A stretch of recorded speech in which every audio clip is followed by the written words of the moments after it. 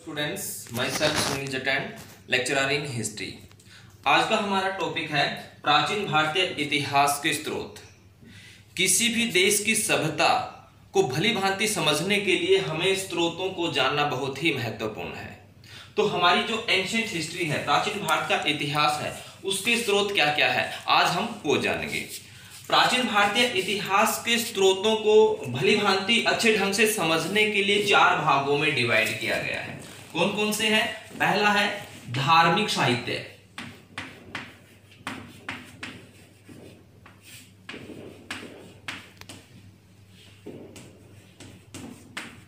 कुछ धार्मिक ग्रंथ हैं जिनके माध्यम से हमें प्राचीन भारतीय इतिहास के बारे में जानकारी मिली है। दूसरा है लौकिक साहित्य।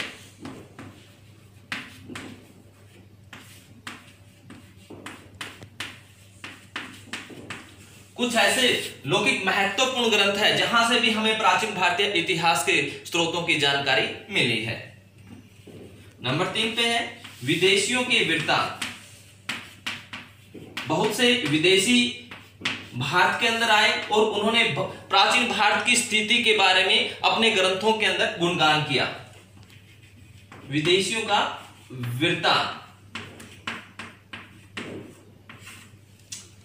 और नंबर 4 पे है पुरातत्व संबंधी स्रोत।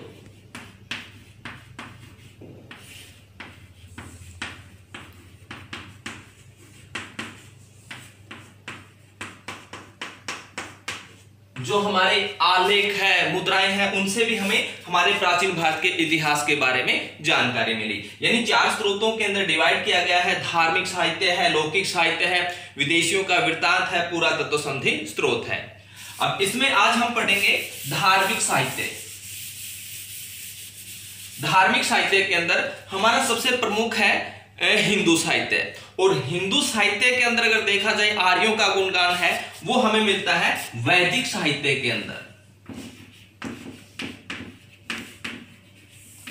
वैदिक साहित्य।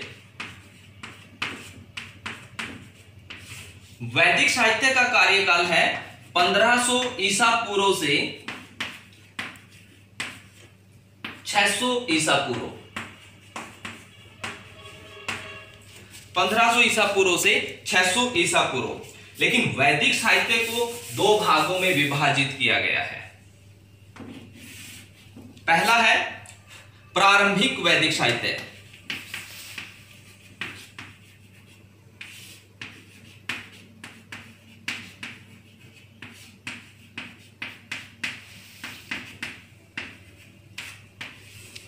और दूसरा है उत्तर वैदिक साहित्य।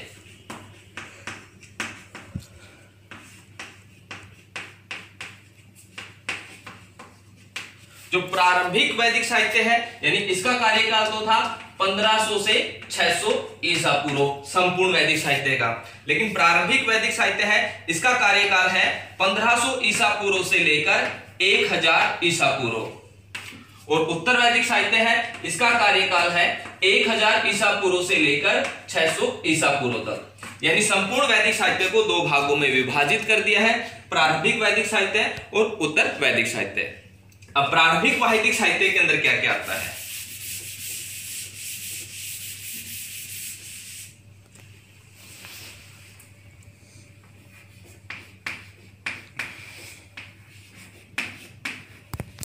प्रारंभिक वैदिक साहित्य।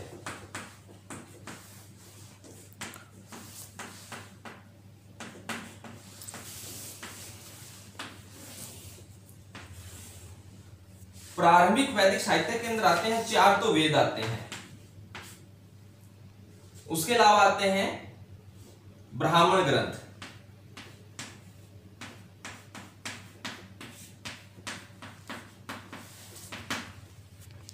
उसके अलावा आते हैं आरण्यक।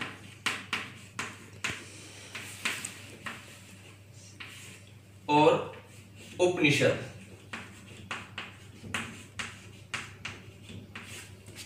ये है प्रारंभिक वैदिक साहित्य के ग्रंथ। 4 वेद। वेद क्या होते हैं? वेद का अर्थ होता है जानना। वेद विद धातु, जो विद धातु है उससे निकला है, जिसका अर्थ होता है जानना या ज्ञान। चार वेद कौन कौन से हैं?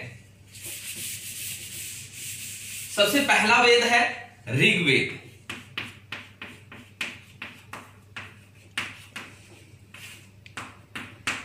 ऋग्वेद सबसे प्राचीनतम वेद है।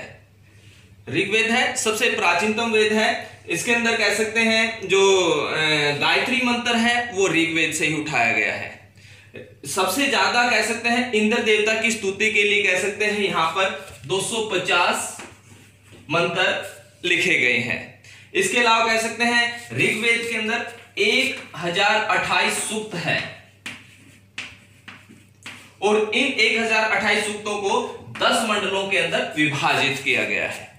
तो ऋग्वेद सबसे प्राचीनतम वेद है, 1028 सूक्त है, 10 इसके अंदर मंडल है, 250 जो मंत्र है वो इन सबसे ज्यादा मंत्र इंद्र देवता की स्तुति के लिए इसके अंदर डाले गए हैं जो 250 मंत्र है। इसके अलावा हमारा जो गायत्री मंत्र है वो भी ऋग्वेद से लिया गया है। दूसरा है सामवेद। दूसरा वेद है सामवेद। सामवेद का अर्थ है मधुर संगीत से। जो भारतीय संगीत है वो सामवेद से कह सकते हैं उठाया गया है। सामवेद को संगीत का वेद भी कहा जाता है। भारतीय संगीत साहित्य का कह सकते हैं जो जनक है वो सामवेद को माना जाता है। सामवेद के अंदर 75 नए मंत्र है, बाकी सभी मंत्र एज इट इज कह सकते हैं ऋग्वेद से उठाए गए हैं। यहां पर जो नए मंत्र है वो 75 है। नंबर 3 तीसरा जो वेद है वो है यजुर्वेद। यजुर्वेद के अंदर जो मंत्र है यज्ञों के समय कह सकते हैं उनकी स्तुति की जाती है। यज्ञों के समय जिन मंत्रों का उच्चारण किया जाता है वो यजुर्वेद के अंदर है। जो भी हम यज्ञ करते हैं उन यज्ञों के समय किन किन मंत्रों का उच्चारण होता है उनका वर्णन यजुर्वेद के अंदर है। और नंबर 4 पर है अथर्ववेद। अथर्ववेद है ये सबसे नवीनतम वेद है। जो ऋग्वेद है वो सबसे प्राचीनतम है और अथर्ववेद है वो सबसे नवीनतम वेद है। ये जो वेद है इसे जादू टोनों का वेद भी कहा जाता है। ये इसके अंदर कह सकते हैं जो भूत प्रेत चुड़ैल को किस तरीके से वश में किया जाता है उन मंत्रों का इनके अंदर वर्णन किया गया है। इसके अलावा कुछ जो रोगी है उनका उपचार करने के लिए किन औषधियों का कौन कौन सी औषधियों को प्रयोग में किया जाता है उनका वर्णन इसके अंदर किया गया है। यानी अथर्ववेद को जादू टोनों का या फिर कह सकते हैं अंधविश्वास का वेद भी कहा जाता है। तो 4 वेद है, ऋग्वेद है, सामवेद है, यजुर्वेद है और अथर्ववेद है। उसके बाद दूसरा कौन सा था? प्रारंभिक वैदिक साहित्य के अंदर ब्राह्मण ग्रंथ।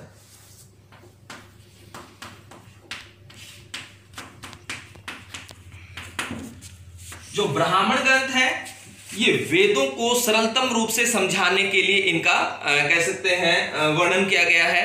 जो ब्राह्मण ग्रंथ है वेदों का सरलतम रूप बताते हैं। वेदों को सरलता से समझाने के लिए कह सकते हैं ब्राह्मण ग्रंथों की रचना की गई है। उसके पश्चात आते हैं आरण्यक।